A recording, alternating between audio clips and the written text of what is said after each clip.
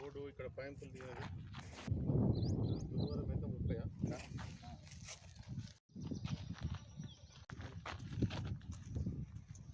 30 నేను చూసుకుంటా ఇక.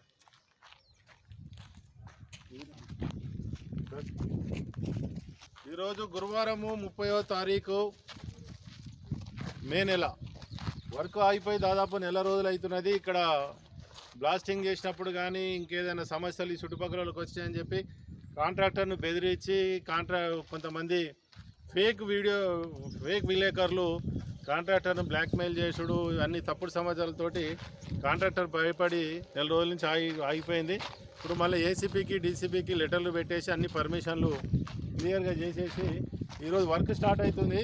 దయచేసి ఎక్కడైతే లక్ష్మీభవాని కాలనీ ఆ పైన ఉన్న కాలనీలు అన్నీ ఏవైతున్నాయో మన 8-9 కాలనీలకు ఈ డ్రైనేజ్ వ్యవస్థ అవసరము.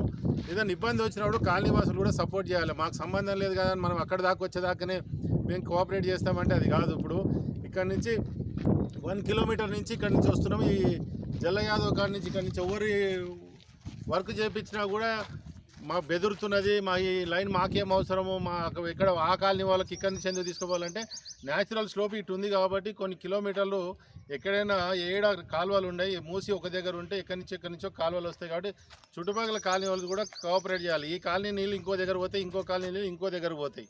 కానీ మా కాలనీకి సంబంధం లేదు, మా కాలనీ ఎంబడి తీసుకుపోతారని ఆగుతున్నారు. ఆ లక్ష్మీభవాని కాలనీ చుట్టుపక్కల ఏవైతే ఈ కాలనీలు అన్నీ ఉన్నాయో Swathi, Anjali, Yellareddy colony phase 2, KVN Reddy colony, Balaji Nagar, ఇవన్నీ పవన్గిరి కాలనీ, సిరి హిల్స్, ఈ కాలనీ వాసులు కూడా ఒకసారి చిన్న మీటింగ్ పెట్టుకొని ఇది ఆగకుండా మనం చూసుకోవాల్సిన బాధ్యత ఈరోజు అధికారులకు కూడా చెప్పిన టోటల్గా నేను బాధ్యత తీసుకుంటా.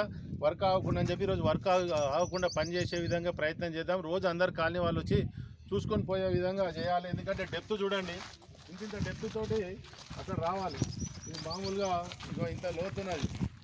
ఇప్పుడు వర్షాకాలం స్టార్ట్ అవుతున్నది. ఈ డెప్త్ని మనం అక్కడ ప్యారలల్ లక్ష్మీభవాని కాలనీకి తీసుకొస్తే ఆ లక్ష్మీభవాని కాలనీకి సంబంధించిన 6 కాలనీలు అందులోకి వచ్చి ఇక్కడ బయటికి రావడం జరుగుతుంది. కాబట్టి కాలనీలు అందరూ ఉన్నటువంటి వాసులందరూ కూడా దీన్ని కోఆపరేట్ చేయాల్సిందిగా కోరుతున్నాం. భారత్ మాతాకి జై.